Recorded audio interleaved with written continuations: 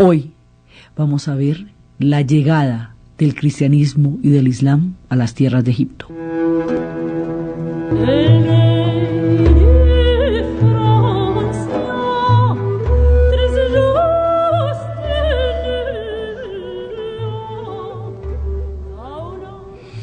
La vez pasada estábamos viendo cómo poco a poco se extinguía el mundo de los faraones y había una etapa de sincretismo.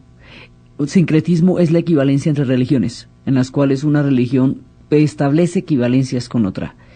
Una etapa de sincretismo y entre las diferentes religiones de Oriente que se van a mezclar en Alejandría, y entre las cuales dando el culto a Mitra, dios del sol de los persas, y el culto a Isis como una figura separada del gran panteón de los egipcios, donde ella formaba una estructura básica junto con Osiris.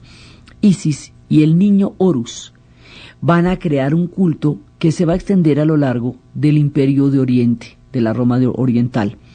Entonces, mientras esto va pasando, el mundo de los faraones ha ido desapareciendo, y hay una etapa en la que se va a dar una especie de paralelo entre el mundo cristiano que está empezando a surgir y el mundo pagano, en que van a coexistir de una manera simultánea hasta que después, poco a poco, se vaya desplazando el mundo pagano y se vaya imponiendo el mundo cristiano. Ese es el proceso que está sufriendo todo el Imperio Romano. Digamos, el Imperio Romano va a entrar en toda la era del cristianismo. Y como Egipto es parte del Imperio Romano, Egipto va a tener ese proceso, pero con sus propias particularidades, porque Egipto tiene una identidad cultural tan milenaria que todo lo que toque la tierra de los egipcios va a ser interpretado a la egipcia. Eso pasa con los pueblos que tienen culturas muy fuertes. Los chinos también chinizaban todas las doctrinas que llegaban a ellos. Los persas también volvían persa cualquier influencia que atravesara su suelo. Los egipcios van a hacer lo mismo. Entonces todo lo que llegue a Egipto va a tener la particularidad de los egipcios. Egipto va a recibir 1000 influencias, pero de cada una de esas influencias va a tener su propia versión, única y original y egipcia, que va a ser diferente de todas las demás, porque la identidad histórica que tiene este pueblo para las épocas del Imperio Romano ya es una cosa muy seria y muy sedimentada. Entonces hay un hilo de continuidad histórica en esa búsqueda del misticismo y en esa fuerte raigambre que tienen los egipcios con la fe, lo que va a hacer que en el futuro haya una religión cristiana, que son los coptos, haya una religión islámica, y a la vez el sustrato del mundo faraónico se conserve por debajo como una especie de tapiz encima del cual se tejen las otras formas de lo sagrado de la historia sobre el suelo de la tierra de los egipcios, que es por definición una tierra de fe y una tierra sagrada. Es la característica más perenne del pueblo egipto, es su profunda devoción, es su sentido de lo sagrado. Entonces, dentro de esto, hay una historia que es la que le va pasando al Imperio Romano, la que le va pasando al cristianismo, y otra que es la historia que eso significa y tiene que ver con los egipcios, que es a lo que viene nuestro cuento, porque lo nuestro son los egipcios. Entonces hemos visto, los egipcios no desaparecen, ni mucho menos, ni colapsan, ni nada. Simplemente las antiguas religiones faraónicas van languideciendo poco a poco, y del cuento digamos, del todo el espectro cósmico, Isis, separada, ya no dentro de su función como la mujer de Osiris y la que juntó sus pedazos y la que hizo posible el inframundo, sino como la madre del niño Horus, alcanza un culto independiente que va a ser muy importante durante este periodo de transición, y ese culto, esa figura de Isis con el niño, es la que va a posibilitar que la figura de la Virgen y el niño y el Jesús sean entendidas y aceptadas por los egipcios como una figura de la madre, y que por esa vía el cristianismo entre en el espectro místico de los egipcios, porque hay un sincretismo, una equivalencia, una analogía entre la Virgen y el niño, y Isis y Horus. Entonces eso va a permitir en el imaginario de lo sagrado que se pueda establecer esa figura y que esa figura tenga asidero dentro de la fe de los egipcios. Entonces el cristianismo pues surge en Jerusalén, como digamos surge como la propuesta de aquellos que estábamos hablando, que en el momento en que los judíos estaban en plena rebelión contra los romanos, van a pedir un Mesías guerrero, pero va a llegar un Mesías pacifista. Ese Mesías pacifista va a conducir a una parte importante, a una parte de los judíos a seguirlo, y otra enfrentará a los romanos. Y la que no lo sigue, la que enfrenta a los romanos, será finalmente aniquilada en varios episodios, que desde la expulsión del templo hasta la expulsión definitiva y la diáspora que llevará al pueblo judío a Alejandría, una gran parte, porque es que hay una diáspora, o sea, una obligación de abandonar la tierra de Palestina para todos los judíos. Eso es lo que significa la diáspora, porque fueron aplastados por los romanos en la serie de rebeliones en las cuales se enfrentaron los judíos como un problema teológico, porque no podían creer sino en un solo Dios, con él tenían su pacto, y los romanos como un problema político porque no aceptaban ningún tipo de rebelión y ninguna imposición o desconocimiento de los dioses del Olimpo. Entonces eso va a llevar a una confrontación que saca a los judíos de allá. Al salir los judíos de allá, muchos van a ir a Alejandría. Ya había bastantes en Alejandría, ya teníamos la traducción de los 70, pero la diáspora va a acrecentar la profunda e importante influencia judía en Alejandría. Entonces, en tiempos del Imperio Romano, hay una época en la cual todavía la religión de los dioses griegos va a seguir gobernando el Imperio Romano, y luego, más adelante, el imperio se va a cristianizar. Ahora, estos procesos son larguísimos y la cristianización del imperio dura mucho, mucho tiempo, y va a coexistir de una manera sincrética con el mundo pagano durante siglos. Eso no sucede de un día para otro, y en esa coexistencia es que se van mezclando unos y otros, parte del paganismo con parte del cristianismo, y que también se va formando una doctrina. Entonces hay un sustrato de fe, que es la figura de la Virgen y el niño. Hay unos antecedentes bíblicos, que es el hecho de que Moisés haya salido de Egipto para liberar a su pueblo, y haya llegado a Palestina, y es el retorno también de una figura que es muy importante, Jesús. Cuando María y San José huyen de la persecución de Herodes, que está matando a todos los niños para evitar que el rey Jesús crezca entre su pueblo, en ese momento ellos van a huir a Egipto. En Egipto van a pasar mucho tiempo, porque se acuerda que Jesús se pierde de vista cuando es niño, se va para Egipto con sus padres y luego él vuelve a aparecer ya como una figura pública. En el tiempo en que él va a Egipto, en ese momento hay una ruta sagrada, una ruta que es hoy por hoy objeto de culto y de peregrinación, una ruta que va por Pelusian, que es hoy el Farma, que va por una cantidad de ciudades, va por Babelis, que es Mostrut, va por Heliópolis, que es Mataria, va por Babilón, que es el antiguo Cairo, una ruta que va bajando, va por Fayún, va por lo que antes era Heráclopes, va recorriendo todo el Nilo hasta Durunca. Estas ciudades, las ciudades de Berbelis, de Heliópolis, de Durunca, de Hermucarak, estas ciudades actualmente tienen cultos a la Virgen. Son ciudades donde se celebra la ruta de la huida de la Virgen y San José y el niño Jesús de la persecución que se había desatado contra ellos en Jerusalén y en Belén. Entonces, ¿qué pasa? Así como Moisés fue salvado de las aguas, huyendo también de una persecución, también Jesús va a ser salvado y va a huir de la persecución y va a encontrar refugio en Egipto. Eso vincula a Egipto con la historia sagrada del Nuevo Testamento, y el episodio de Moisés vincula a Egipto con la historia sagrada del Antiguo Testamento. De esa manera, el cristianismo, que tiene su origen en el judaísmo, tiene en su paso por Egipto una parte importantísima de cómo se van formando las creencias. Entonces, los sitios donde va pasando la Virgen son sitios que se van a volver lugares de culto. Y hay iglesias como las iglesias de San Sergio, iglesias que antes fueron catacumbas donde se ocultó la Virgen en la huida de la persecución. Entonces, por ahí se va creando una ruta sagrada, que es la ruta del cristianismo y que es el culto a la Virgen, que será adoptado mucho tiempo después, pero que se monta sobre la figura de Isis y sobre la vinculación del paso de la Sagrada Familia por el territorio egipcio, ¿eh? Entonces así se van formando, digamos, los nexos que van a añadirle al territorio sagrado y al concepto de la religiosidad profunda de los egipcios una vinculación con el mundo cristiano. Y esta vinculación con el mundo cristiano va a hacer que los egipcios encuentren aquí un puente con la divinidad, que es lo que siempre necesitan ellos para entrar en comunicación con sus dioses. Además, Jesús va a resucitar de entre los muertos, y esa resurrección es bien importante para los egipcios que creían en la vida eterna.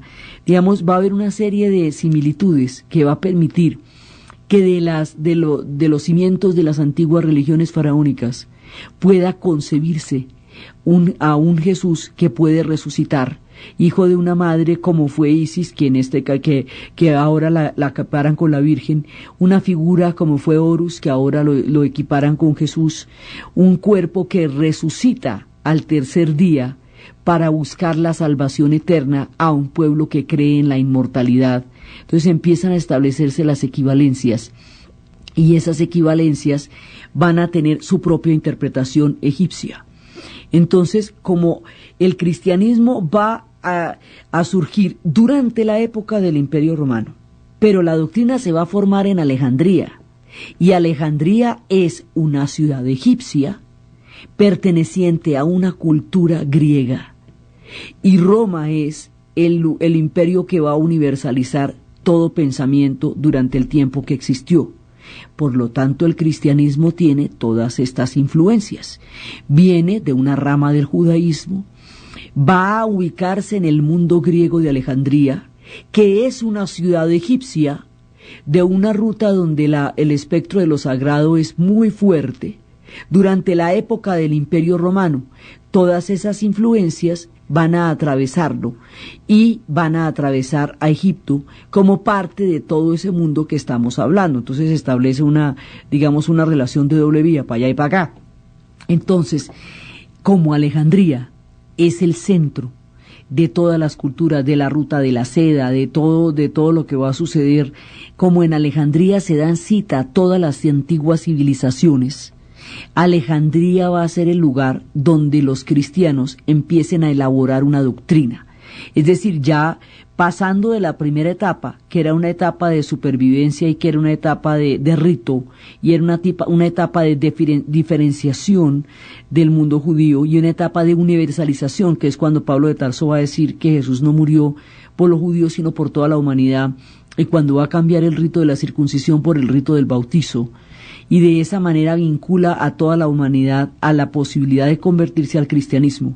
Después de esto va a ser necesario empezar a elaborar una doctrina, porque en Alejandría es donde está la mayor influencia de la filosofía griega, y el cristianismo va a tomar elementos de la filosofía griega para poder elaborar su propia doctrina. Entonces hay un primer debate en el cual unos consideran que no, que de los griegos, que de los paganos no se puede tomar nada, que eso, mejor dicho, es completamente contrario a la formación de la iglesia, pero hay otros que dicen que no, que al contrario, que hay cosas muy buenas.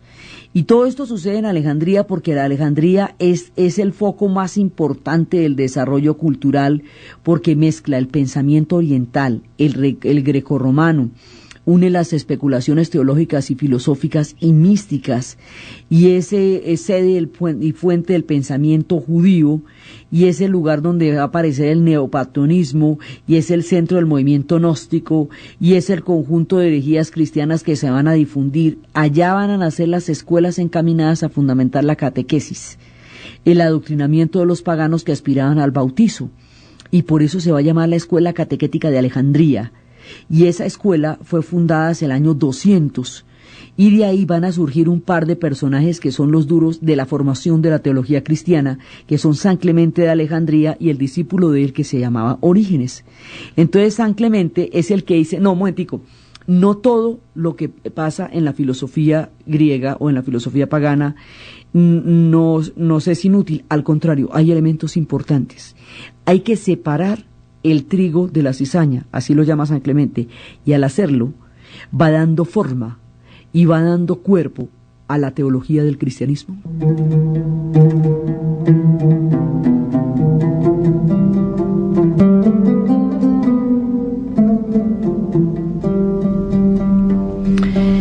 Entonces, es San Clemente el que va a hacer esta separación, y esta separación va a ser definitiva, porque es la que va a determinar qué elementos de la cultura y de la filosofía griega van a formar parte de la doctrina y de la teología cristiana y qué elementos no. Entonces, él dice que en el pensamiento platónico hay mucho de aprovechar para el cristianismo, porque el pensamiento de Platón cree en dos mundos: en un mundo ideal, en donde las cosas están en estado puro, y en un mundo corporal o físico, que es como una especie de sombra, de imitación del mundo de las ideas. Entonces eso nos va a abrir camino para hablar de un reino de Dios y de un reino terrestre. Y ahí se van juntando muchas tendencias. Entonces el esquema básico de Platón, eso después San Agustín lo va a volver una doctrina muy compleja, pero el primero que formula la idea es en Alejandría, San Clemente. Entonces, la base, haga de cuenta, usted cuando va a hacer una doctrina, pues es como cocinando, usted va añadiendo elementos y los va mezclando y los va probando y va formando una doctrina. Las ideas también se cocinan. Entonces, las ideas se cocinan en Alejandría, con guiso de muchísima salsa griega, porque es la filosofía que en ese momento ha desarrollado un altísimo nivel de pensamiento. Y dice, bueno, la base es Platón. Dice que también nos sirve el estoicismo. Hay dos doctrinas que en ese momento están formulando una filosofía de la vida: el estoicismo y el epicureísmo. El estoicismo habla del camino recto, o sea, usted se propone un camino recto en la vida y ha de alcanzar ese camino, y a través de ese camino alcanzará la purificación de su alma. El sufrimiento será parte de su camino porque está en su ruta hacia sus fines, que son la salvación de su alma.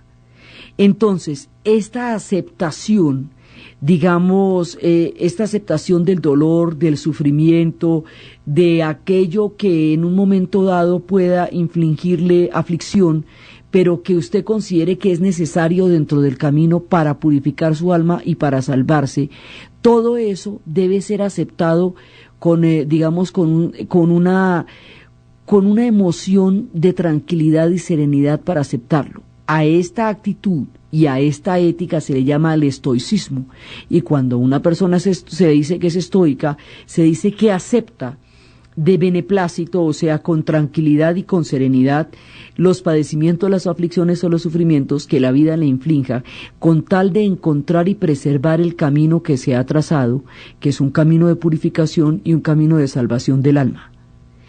Al lado de esa hay una doctrina que habla del placer y no del dolor.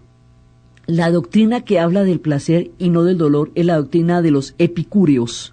Es de Epicúreo, también llamada hedonismo. La doctrina del hedonismo, que también es otra de las escuelas éticas de la filosofía griega, dice que el objetivo de la vida es el placer y es la felicidad, y que el placer tiene una serie de reglas. Una de ellas es que si un placer en el presente va a traer sufrimientos en el futuro, eso no se puede clasificar como placer, porque en realidad es un sufrimiento aplazado.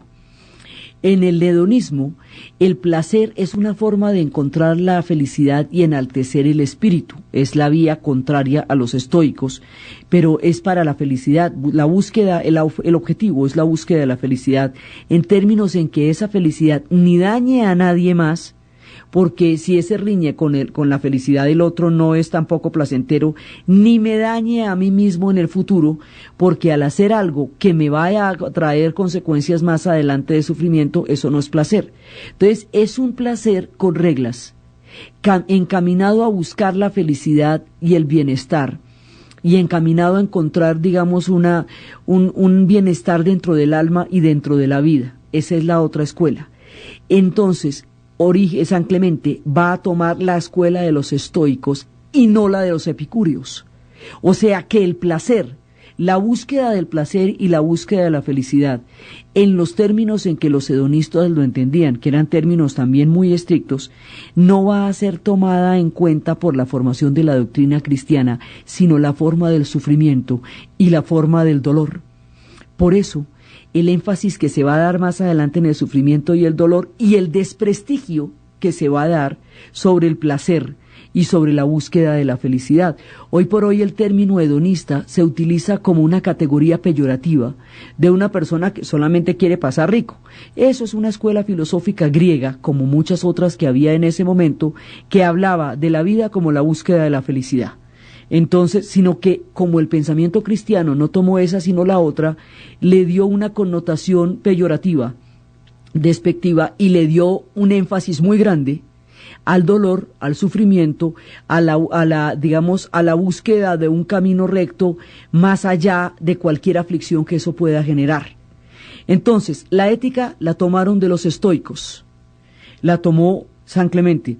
La doctrina la toma de Platón. En aquella época no me le van a parar muchas bolas a Aristóteles, porque la frase que decía San Clemente era que dice que de la filosofía griega hay muchas cosas que pueden ayudarnos en el pensamiento platónico. Hay mucho que aprovechar para el cristiano de lo platónico, menos en el estoicismo, mucho menos en Aristóteles y nada en Epicuro. Era la frase. Aristóteles no le van a parar bolas ahorita, le van a parar bolas mucho después por la vida de los árabes. Cuando haya las traducciones del árabe al latín y lleguen por la vía del califato de Córdoba en el esplendor del Islam, siglos después de nuestro relato. Por ahora no me le van a parar bolas, le van a parar bolas es a Platón. Entonces resulta que el que hace esta distinción entre el trigo y la cizaña se llama San Clemente. Y el tipo tiene un discípulo que se llama Orígenes. Y Orígenes es el que va a continuar con esta búsqueda y va a crear, digamos, un cuerpo de doctrina. Él es el que dice que hay que separar lo provechoso de lo perjudicial. Sigue toda la misma línea y habla de la filosofía como un instrumento útil para la formación de la filosofía cristiana, y divide, él es el que va dando como el cuerpo de doctrina, lo divide en la lógica, la física y la ética, exactamente como se estaba haciendo en la filosofía, y empieza a darle, digamos, el contenido de las filosofías griegas, de la influencia de Platón, de la influencia de las doctrinas gnósticas, que eran las que habíamos hablado, que se contaba de que el alma era una creación divina, pero el cuerpo era una creación como trucha, de un demiurgo, ahí como un demonín, que había hecho de las suyas creando un cuerpo lleno de necesidades y tentaciones, y que para eso había que entrar en la espiritualidad del alma para poderse salvar de ese demiurgo. Por eso era que empezaron a surgir los monjes ascetas, que buscaban alejarse del mundo y encontrar la purificación en el alma. Entonces ahí se ponen de acuerdo un montón de doctrinas, y fuera de eso los judíos alejandrinos van a dar toda su influencia. Entonces todo eso va a hacer que se vaya formando una doctrina. Entonces ya cuando se va formando una doctrina, ya sabemos qué nos sirve de los griegos, qué nos sirve de los gnósticos, qué nos sirve de toda la influencia judía.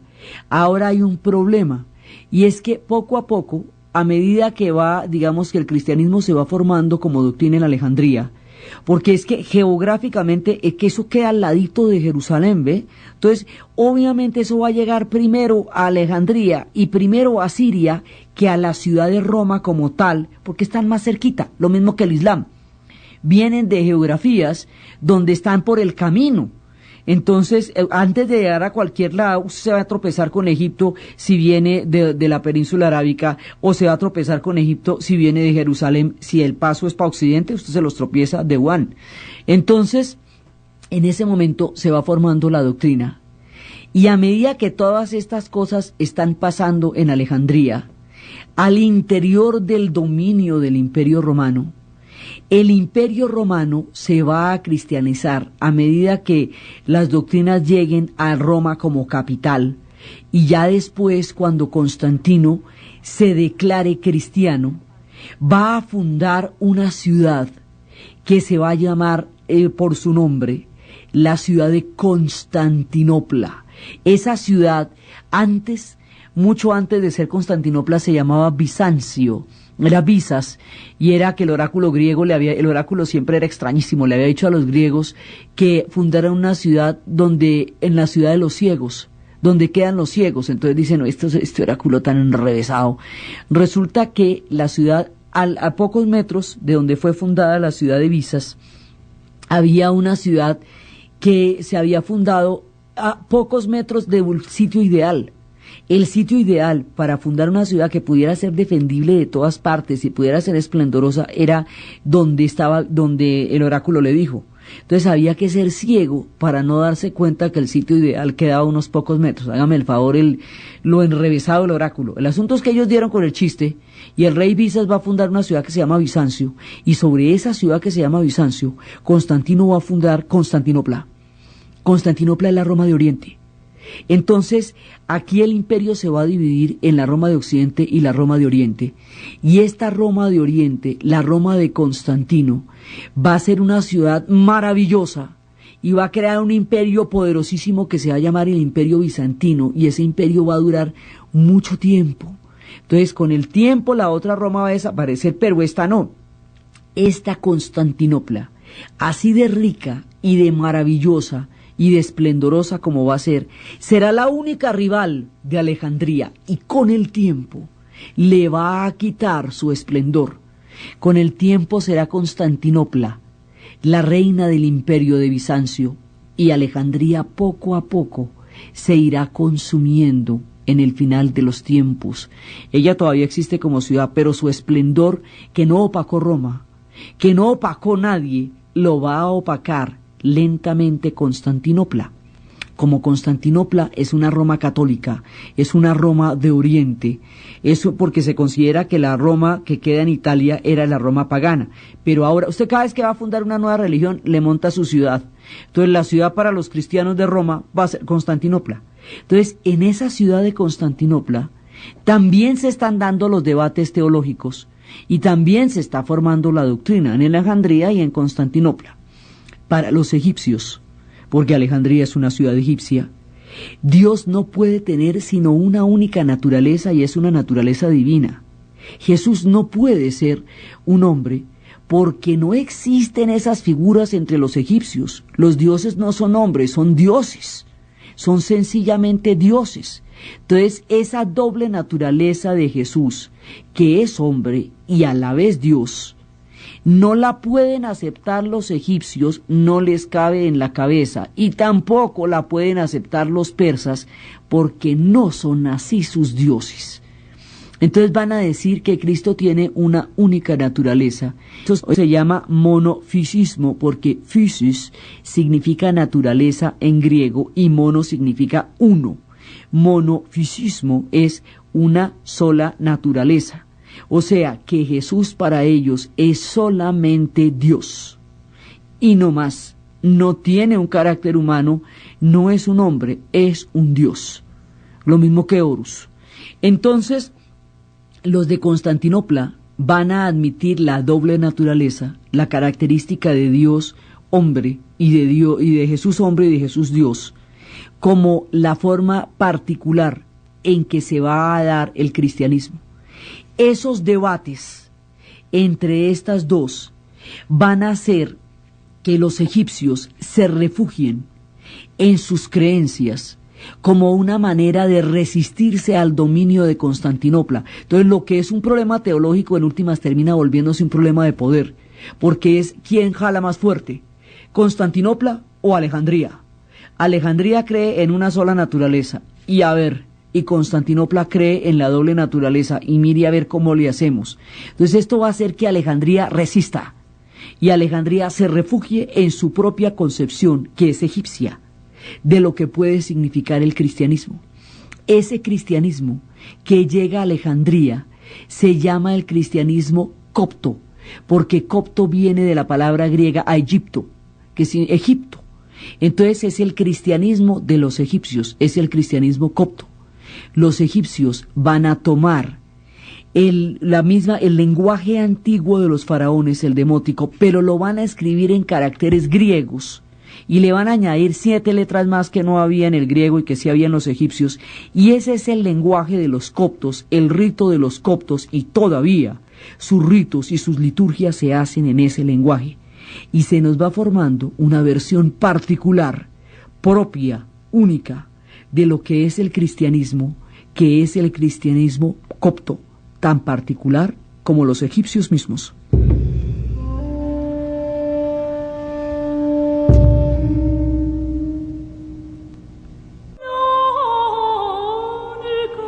Los coptos serán únicos y se mantendrán únicos en su manera de entender el cristianismo.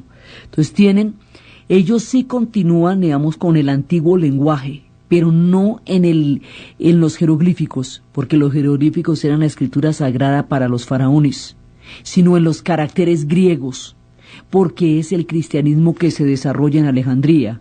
Y Alejandría ha sido durante muchos, en esa época, una ciudad ptolomaica, es decir, una ciudad griega, aunque ya en esa época de nuestro relato pertenezca al Imperio Romano. Por eso los coptos se definen a sí mismos como los los continuadores y los descendientes de los egipcios, de los faraones. Solamente que ellos ya no escriben en los jeroglíficos, escriben en caracteres griegos, pero la lengua que hablan es la misma lengua de los antiguos egipcios. Muchos de sus ritos tienen la misma categoría y la misma liturgia, la misma ritualidad que tenían los antiguos egipcios. Hay una continuidad muy grande entre esa versión del cristianismo y el mundo de los faraones, porque la identidad que se formó en esos milenios no se pierde, sino que se transforma y establece equivalencias con otro tipo de religiones que están llegando. Entonces, de esa manera, los coptos van a desarrollar su propio cristianismo, y los coptos hoy por hoy siguen siendo una importante fracción de la sociedad de los egipcios. Aún después, cuando llegue el Islam, ellos seguirían existiendo y siguen existiendo, y suponen una identidad y una continuidad histórica importantísima entre la antigüedad y el presente, atravesando el mundo cristiano. Son los cristianos coptos que tienen su particular visión, y para ellos Cristo tiene una sola y única naturaleza, que es la naturaleza divina. Y en esos debates van a romper con Constantinopla, porque Constantinopla sienten que quiere imponerle su dominio, y ellos son Alejandría, ellos no van a aceptar que les impongan el dominio.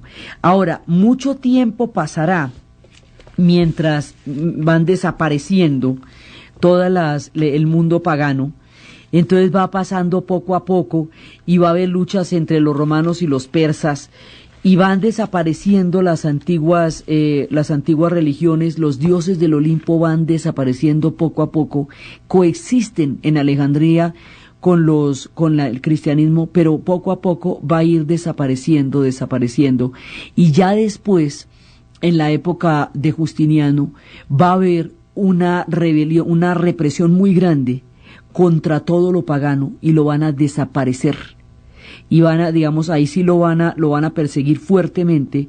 Y en esa época van a empezar cuando eso sucede, es cuando cierran el templo de Philae, y cuando cierran el templo de Philae, ahí en ese momento es que se acaba el último culto a Isis como tal, porque el templo de Philae estaba, pero esto va desapareciendo de a poquitos.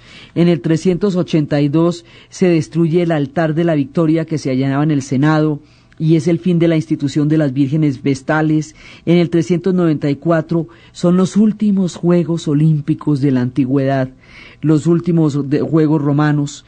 En el 529 ya se cierra la Academia de Atenas, y se cierra el templo de Philae, último donde estaban los últimos jeroglíficos. Y en el último, ya después, el obispo de Alejandría va a considerar que la influencia pagana va a ser perniciosa para la imposición total y definitiva del cristianismo, y entonces habrá la última de las filósofas paganas, la última mujer que llevaba las doctrinas del paganismo, es decir, del mundo grecorromano. Esa última mujer se llamaba Hipatia, y era una matemática, y está pintadita en el álgebra Baldor. Y resulta que esta mujer, como tenía gran acogida y como la escuchaban los jóvenes, fue considerada por el obispo como un peligro. El obispo instó a los sacerdotes y los monjes la asesinaron, la lincharon en el año 415, y ahí con eso se pierde un poco más de los contenidos de la Biblioteca de Alejandría. Entonces la Biblioteca de Alejandría va a tener varias fases de destrucción, una durante el tiempo de los romanos, otra que es cuando Cleopatra y Marco Antonio, otra bajo el tiempo en que la reina Zenobia de Palmira intentó una rebelión contra Egipto y en la rebelión hubo destrucción de una parte de la biblioteca, otra en la cual en tiempos de Hipatia se va a destruir una parte importantísima de la biblioteca, y la destrucción final que va a ser cuando lleguen los árabes, que digamos hay muchas versiones sobre quién la terminó de acabar, o sea, a quién se le adjudica la destrucción final de la biblioteca, pero aquí hay un punto en el que se destruyen partes importantes porque hay una persecución contra todo el pensamiento que no sea un pensamiento cristiano. Poco a poco, digamos, se van apagando las ideas de la tolerancia, y a medida que se van apagando las ideas de la tolerancia, se van apagando las luces de la biblioteca, las letras de la biblioteca. Entonces, en este momento, cuando sucede todo eso, los coptos reaccionan también frente a una imposición de Constantinopla, y esa persecución, por un lado al mundo pagano y por otro lado a la característica copta que hacen los romanos, va a hacer que en ese momento se vayan a sentir agredidos y se van a sentir ofendidos, y genera una ola de nacionalismo egipcio que va a hacer que el cristianismo copto se vuelva una equivalencia del nacionalismo egipcio.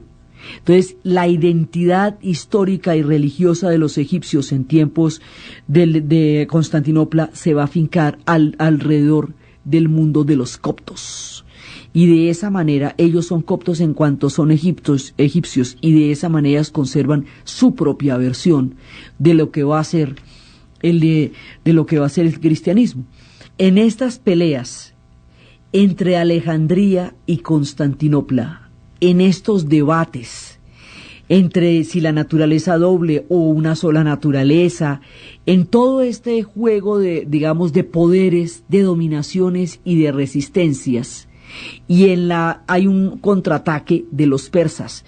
Los romanos siempre tuvieron a los persas de enemigos, y los persas nunca pudieron con ellos, o sea, y los persas aquí se van a recuperar y hay un contraataque, y en el desorden, aprovechando el desorden que hay entre estas dos grandes ejes de la civilización, y que en ese momento los romanos van a volverse otra vez a enfrentar a la amenaza de los persas, viene del otro lado de la península arábica una influencia completamente nueva y distinta, que va a entrar a jugar un papel importantísimo.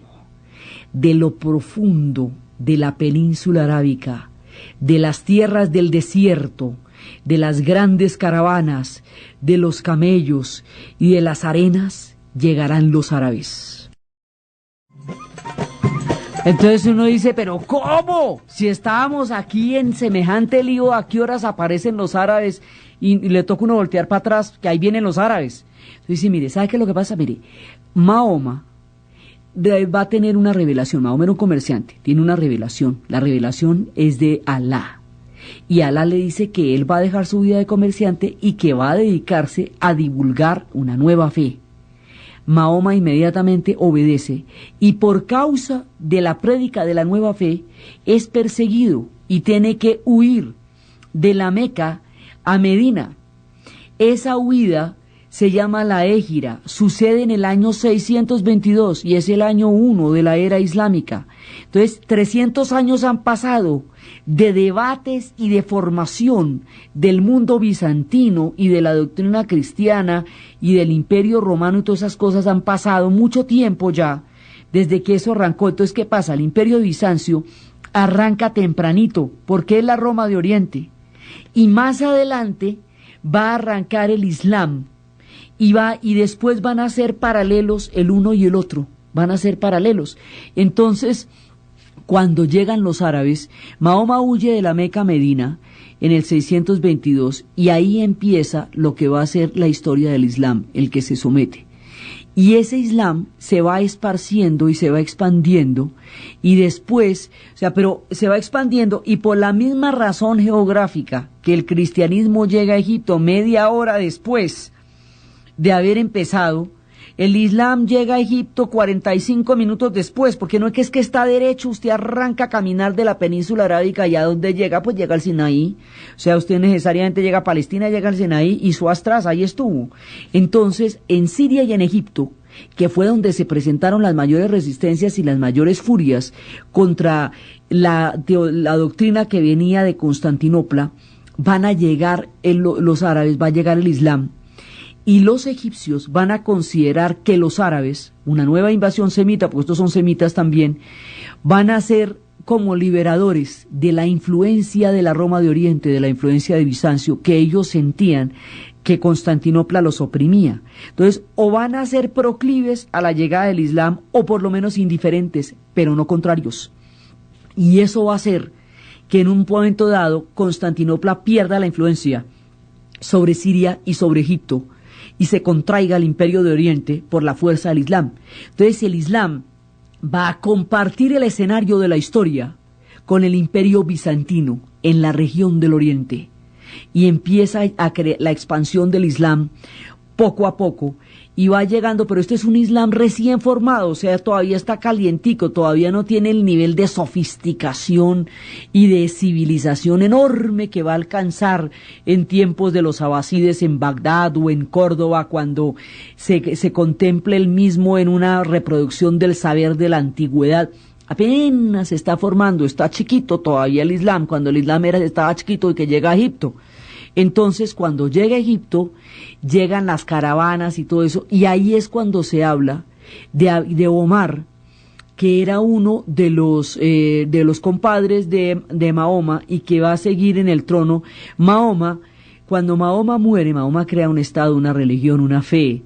Cuando Mahoma muere, hay un problema sobre si lo va a suceder su familia sanguínea, que es Fátima y Ali, su hija y su yerno, que también era su compadre, o quién lo va a suceder, pero como son asesinados Fátima y Ali, los dos niños, entonces Hassan y Hussein, entonces se le nombra un sucesor, y el sucesor era un amigo de él, que era Omar, y empieza la sucesión de la dinastía de los Omeyas, y los que creen en esa dinastía, y los que creen en los versos adicionales del Corán, que fue el texto que Mahoma escribió por inspiración de Alá, 114 versos que llaman suras, eso es el Corán, la lectura se llama.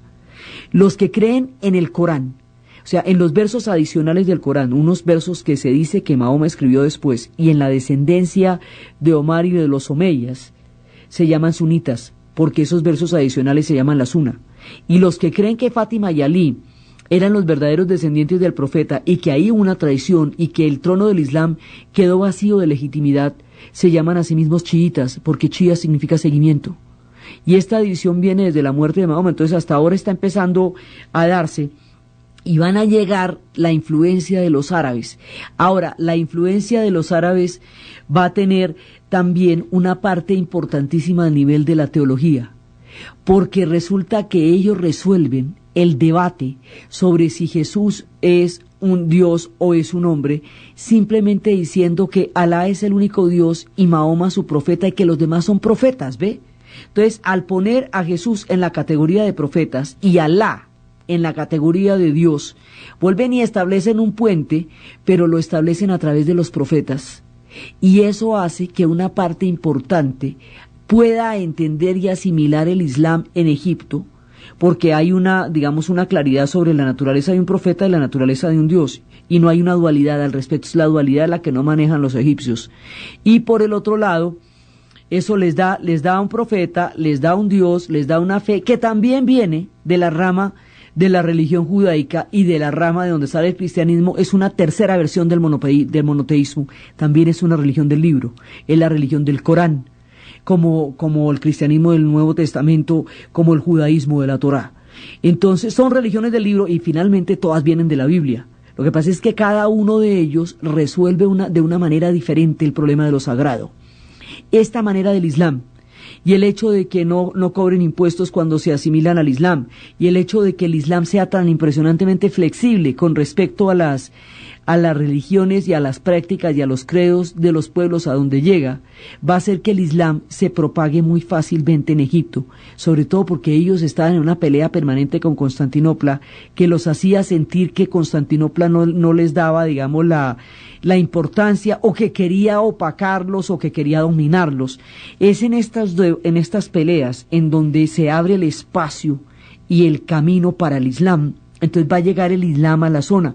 Cuando los árabes llegan, se dice, mire cómo es el chisme, se dice que Omar, el sucesor de Mahoma, ese primer sucesor de Mahoma, el primer califa, llegó a Alejandría, y cuando vio la biblioteca dijo que lo que no estaba en el Corán, lo que estaba en el Corán no había necesidad de repetirlo, era innecesario. Y lo que no estaba en el Corán era pernicioso, luego había que quemar la biblioteca.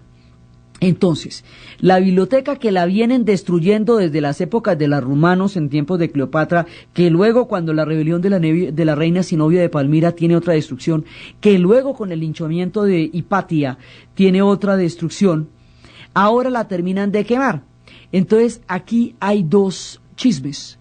Unos dicen que ya no había nada que quemar, que eso hace rato estaba destruido. Otros dicen que fueron los chiitas que echaron ese chisme sobre Omán para que quedara como el malo del paseo, el culpable de la destrucción de la biblioteca de Alejandría. Otros dicen que lo habían destruido los cristianos, y nadie se pone de acuerdo finalmente en quién destruyó la biblioteca, pero la biblioteca se destruyó. Y por eso, cuando estas cosas pasan tan terribles, hay que acordarnos de Borges en el poema de los dones, cuando dice: nadie rebaje a lágrima o reproche esta declaración de la maestría de Dios, que con magnífica ironía me dio a la vez los libros y la noche. De estas ciudades de libros hizo dueños a unos ojos sin luz, que sólo pueden leer en las bibliotecas de los sueños los insensatos párrafos que ceden las albas a su afán. En vano el día les prodiga sus libros infinitos, arduos, como los arduos manuscritos que perecieron en Alejandría. Decía Borges cuando quedó totalmente ciego y lo nombraron director de la Biblioteca de Buenos Aires, y él dice que él queda así, arduo como los arduos manuscritos que se perdieron en Alejandría. Y ahí es cuando se pierde la biblioteca. Hay muchas versiones, porque por supuesto todo el mundo quiere atribuirle al otro la destrucción de la biblioteca, pero se destruyó. Y va a quedar destruida desde esta época hasta la década de los 90, en el siglo XX, cuando la UNESCO hace un proyecto mundial para reconstruir y rearmar la biblioteca, y actualmente está funcionando la biblioteca y se está tratando de que tenga la grandeza que tuvo en el pasado, y hoy por hoy existe la Biblioteca de Alejandría, un proyecto del mundo y de la UNESCO para restaurar en algo los tesoros irrepetibles e imperdibles irrecuperables de un pasado donde toda la antigüedad quedó consignada con una magnificencia sin par, en una época fantástica que vio en la destrucción de la biblioteca los reflejos también de los futuras intolerancias. Entonces resulta que ahora, en esta época, van a llegar los árabes, y los árabes van a tener su propia vida dentro de Egipto, y los coptos van a tener su propia vida dentro de Egipto, y el mundo de los faraones subyace en el fondo de todo lo que está pasando. La historia de Egipto con los árabes, Saladino, las cruzadas, el mundo del Islam y la fundación de el victorioso, el fantástico Al-Cair, la ciudad del Cairo, es lo que veremos en el siguiente programa. Entonces, desde los espacios de la formación de las escuelas cristianas en Alejandría, desde la miserable destrucción de la biblioteca a manos de muchas capas de guerras y de intolerancias, desde los tiempos en que se están formando las nuevas religiones, y desde el nacionalismo copto como fuerza de identidad y de existencia del pueblo egipto, del pueblo de los egipcios a la luz de las nuevas fees, en la narración Diana Uribe, y en la producción Jessy Rodríguez. Y para ustedes, feliz domingo.